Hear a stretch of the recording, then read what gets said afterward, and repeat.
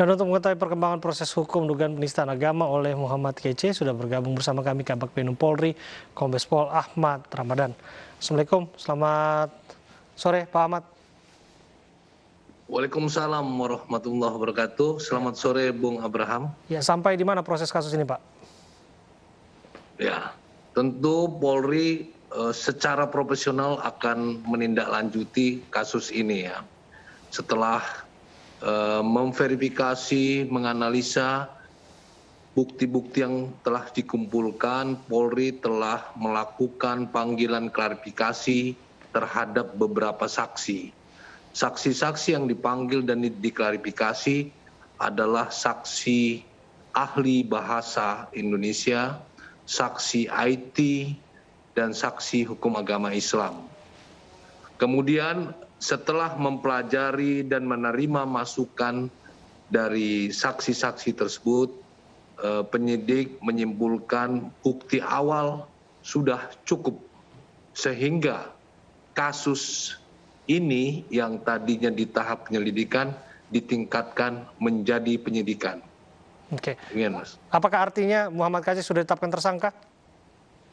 Saat ini memang masih terlapor, masih ada bukti-bukti yang dikumpulkan, namun sudah bisa dinaikkan untuk di tingkat penyidikan. Oke, disebutkan tadi saksi sudah diperiksa. Apakah yang bersangkutan dalam hal ini statusnya terlapor, masih ataupun sudah dipanggil atau akan segera diperiksa, Pak? Yang bersangkutan tentu sudah dipanggil, namun saat ini penyidik Bareskrim Polri terus mencari keberadaan yang bersangkutan. Kooperatif tidak, Pak? Tidak kooperatif, jadi yang bersangkutan masih dicari. Oke, artinya sampai saat ini masih dicari. Satu hal yang ingin dipastikan, apakah keberadaannya ada di tanah air atau orang akan bertanya-tanya sama kasusnya dengan Joseph Ozal yang sudah lebih dulu ada di Jerman? Ya tentunya Bareskrim Polri dengan memiliki alat yang canggih bisa memonitor keberadaan. Diperkirakan yang bersangkutan masih di tanah air.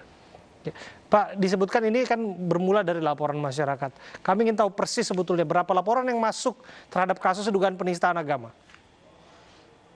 Dalam kasus MK ini ada 4 laporan yang masuk ke Polri, ada 2 laporan yang dilaporkan di Polda Metro Jaya, dan 1 laporan di Polda Jawa Timur, dan 1 laporan dilaporkan di Bareskrim Polri pada tanggal 21 Agustus kemarin. Sehingga karena terlapor adalah orang yang sama dan materi laporan adalah hal yang sama, kasus tersebut akan ditangani di Direktorat Siber Bareskrim Polri. Oke. Kita masih ingat kampanye yang disampaikan oleh Pak Kapolri dan beberapa kali ini juga disampaikan kepada masyarakat, utamanya pengguna media sosial, kaitannya dengan restoratif justice begitu Pak, bahwa proses pidana itu adalah hal terakhir, kaitannya dengan kebebasan berekspresi dan berpendapat. Bagaimana ini akan diaplikasikan terhadap kasus yang menjerat Muhammad Kece? Di sisi lain dia dianggap sebagai orang yang bertanggung jawab akan, dalam tanda kutip ya, merusak keberagaman. Di sisi lain juga punya hak untuk bersuara dan berekspresi. Ya, ada hal-hal khusus yang dikecualikan, di mana hal-hal khusus tersebut ketika ada kasus yang sifatnya membuat potensi menjadi kegaduhan. Ada kasus yang sifatnya berpotensi teradu domba.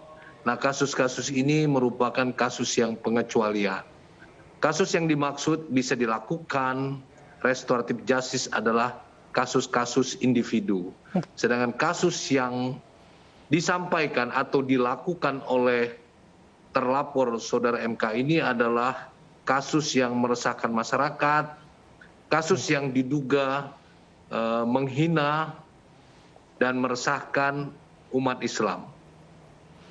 Oke, apapun itu nanti prosesnya akan dilanjutkan setelah yang bersangkutan berhasil dipanggil oleh polisi. Terima kasih Pak Kombes Pol Ahmad Ramadan, Kabag Penum Polri sudah hadir bersama kami.